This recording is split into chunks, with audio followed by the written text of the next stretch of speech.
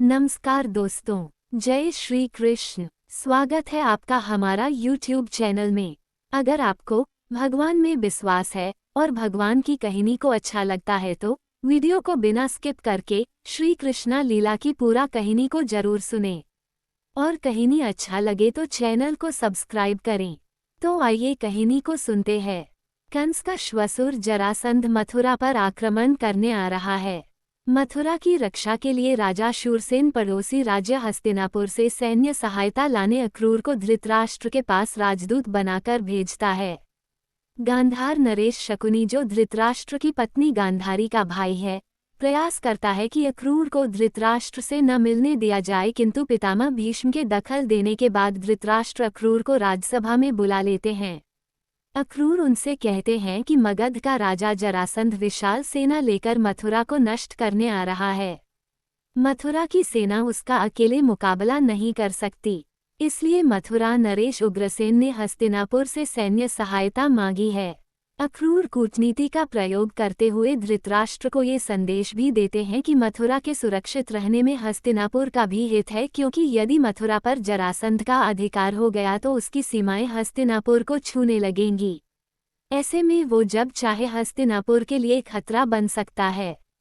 भीष्म महाराज धृतराष्ट्र से अक्रूर के प्रस्ताव को मान लेने का परामर्श देते हैं, किंतु शकुनी अपनी कुटिल बुद्धि का प्रयोग करते हुए बीच में दखल देता है और धृतराष्ट्र को समझाता है कि जब जरासंध जैसे शक्तिशाली राजा ने हस्तिनापुर का कुछ नहीं बिगाड़ा है तो हम उसकी शत्रुता क्यों मोल लें। इस समय मथुरा की सहायता करने का अर्थ होगा हस्तिनापुर की अपनी सुरक्षा को खतरे में डालना। धृतराष्ट्र को सभी पहलुओं पर विचार मंथन करने के लिए कुछ समय चाहिए। वो तब तक के लिए अक्रूर के ठहरने की व्यवस्था करने का आदेश देता है।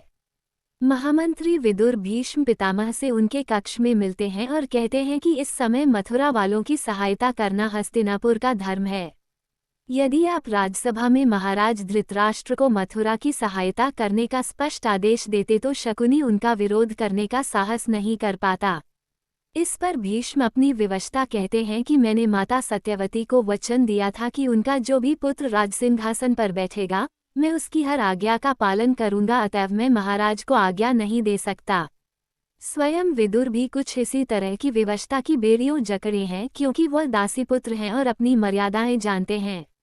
विदुर कहते हैं कि इस समय कौरव में राजनीति का नहीं, पुत्रनीति का जोर है, जो एक दिन हस्तिनापुर के लिए दुर्भाग्यपूर्ण सिद्ध होगी। उधर शकुनी धृतराष्ट्र को भड़काने में लगा है कि मथुरा को सैन्य सहायता न दी जाए। वो कहता है कि जिस दिन कौरव वंश के सभी राजकुमार बड़े हो जाएंगे तब हस्तिनापुर नरेश धृतराष्ट्र के से अपना युवराज बनाएंगे, अपने पुत्र दुर्योधन को अथवा कुंती पुत्र युधिष्ठिर को। शकुनी कहता है कि उस समय मथुरावासी युधिष्ठिर को युवराज बनवाने के लिए हस्तिनापुर के सिर पर खड़े हो जाएंगे। गांधारी कहती है कि युधिष्ठिर दुर्योधन से बड़ा है, प्रजा भी युधिष्ठिर को युवराज देखना चाहेगी। तब शकुनी पांडवों को खत्म कर देने का परामर्श देता है। वह धृतराष्ट्र को वायदा करता है कि जब तक दुर्योधन को हस्तिनापुर का युवराज बनने का मार्ग साफ न कर दे मैं अपने राज्य गंधार वापस नहीं जाऊंगा। उधर अक्रूर भीष्म से भेंट करने उनके महल जाते हैं। भीष्म उन्हें अपनी इच्छा मृत्यु के बारे में बताते हैं। भीष्म कहते हैं कि जब हस्तिनापुर के वातावरण से मुझे घुटन होती है तो मैं सांत्वना पाने के लिए अपनी गंगा माता के पास जाकर बैठ जाता हूँ। एक ऐसे ही अवसर पर जब मैं अपनी माता से मिलने गया तो उन्होंने मुझे बताया था कि पहले मैं एक वसु था, किंतु श्रापवश मुझे मृत्युलोक में जन्म लेना पड़ा है। किंतु इस श्राप में एक वरदान भी छिपा हुआ है, क्योंकि जिस काल में मैंने जन्म लिया है उसमें भगवान नारायण ने श्री कृष्ण के रूप में अवतार लिया है। मुझे भगवान श्री कृष्ण के दर्शन करने का सौभाग्य मिलेगा। माँ गंगा भीष्म को बताती हैं कि तुम्हें पिता ने उन्हें इच्छा मृत्यु का वरदान दिया है। युद्ध भूमि में तुम्हारा सामना श्री कृष्ण से होगा।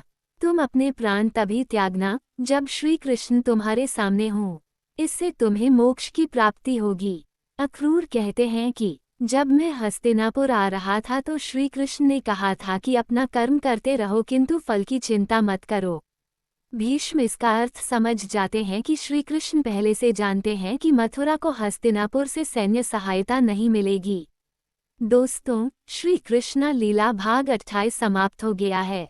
अगर आप भाग 29 की कहानी सुनना चाहते हैं तो हमारे चैनल के साथ बने रहें। जय हिंद, जय श्री कृष्ण।